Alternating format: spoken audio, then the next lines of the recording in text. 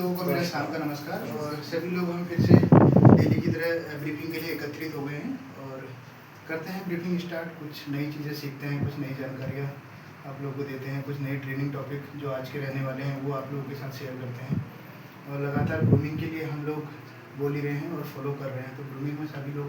Proper तरीके से आ रहे हैं। और बाकी की चीज़ें देखते हैं कि आज के हमारे ट्रेनिंग टॉपिक क्या रहने वाली है। तो योगी जरा आप एक बार सभी लोगों को बताओ आज का जो ट्रेनिंग टॉपिक रहने वाला है हम लोगों का, हमारा है कि जो भी हम बस बना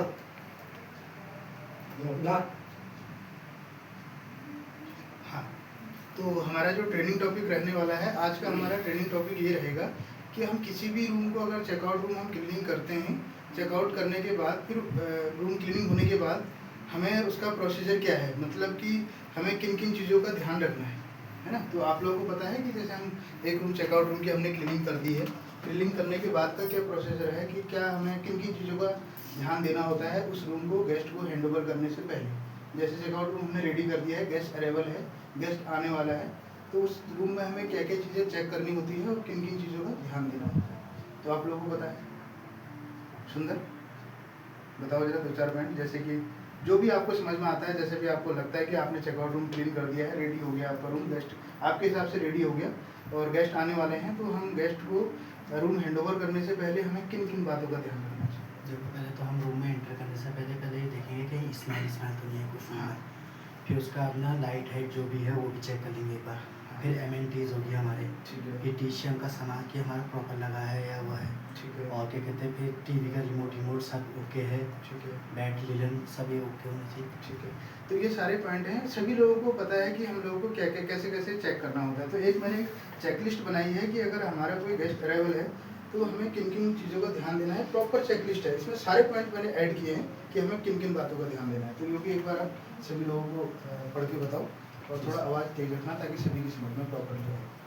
कमरे का फर्श पूरी तरह साफ और धूल मुक्त हो, बेड के नीचे अच्छी तरह सफाई हो, बेड के चारों तरफ कोई कचरा या बाल न हो, बेडशीट साफ ताज़ी और दाग मुक्त हो, तकिए के कवर साफ और सही तरीके से लगे हो, तकिए पर बाल या दाग न हो, गद्दा साफ और अच्छी स्थिति में हो, बेड सही तरीके से बना हुआ और व्यवस्थित हो, बेड साइड टेबल साफ और धूल मुक्त हो, सभी फर्नीचर अच्छी तरह साफ हो, टीवी स्क्रीन और टीवी यूनिट साफ हो, टीवी रिमोट साफ हो और सैनिटाइज किया हो, टेलीफोन इंटरकॉम साफ हो, सभी लाइट स्विच साफ हो, दरवाजे के हैंडल साफ और सैनिटाइज हो, वार्डरोब का मतलब है कि हमारा अलमारी अंदर और बाहर से साफ हो, वार्डरोब के हैंडल साफ हो, कमरे के सभी शीशे साफ और चमकदार हो, खिड़कियां और उनके फ्रेम साफ हो, पर्दों पर धूल या दाग न हो, कमरे के सभी कोने अच्छी तरह साफ हो, कमरे की छत और दीवारों पर जाले न हो, कमरे में किसी प्रकार की खराब गंध न हो, कमरे में हल्की और अच्छी खुशबू हो, कमरे में उचित वेंटिलेशन हो, डस्टबिन साफ हो और नया लाइनर लगा हो, पीने के पानी की बोतलें साफ और सही जगह पर हो, गिलास साफ किए हुए हो, सभी निर्धारित गेस्ट एमिनिटीज पूरी हो, चाय कॉफ़ी की सामग्री साफ और व्यवस्थित हो, बाथरूम का फर्श अच्छी तरह साफ हो, बाथरूम का फर्श सूखा और फिसलन मुक्त हो, कमोड अंदर और बाहर से अच्छी तरह साफ हो, कमोड सीट और ढक्कन सैनिटाइज किए हुए हो,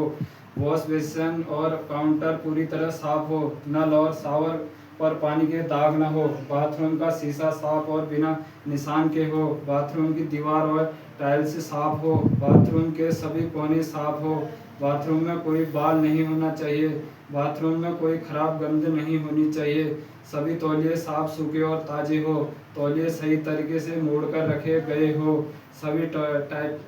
टॉयलेटरी पूरी और व्यवस्थित हो, शावर एरिया और ड्रेन साफ और ब्लॉकेज मुक्त हो, बाथरूम का डस्टबिन साफ हो और नया लाइनर लगा हो, कमरे और बाथरूम में कोई कीड़ा या कीट की समस्या न हो, कमरे की सभी लाइट, एसी, टीवी और अन्य उपकरण सभी तरीके से काम कर रहे हो, कमरे में कोई टूटी हुई या खराब वस्तु नहीं होनी चाहिए।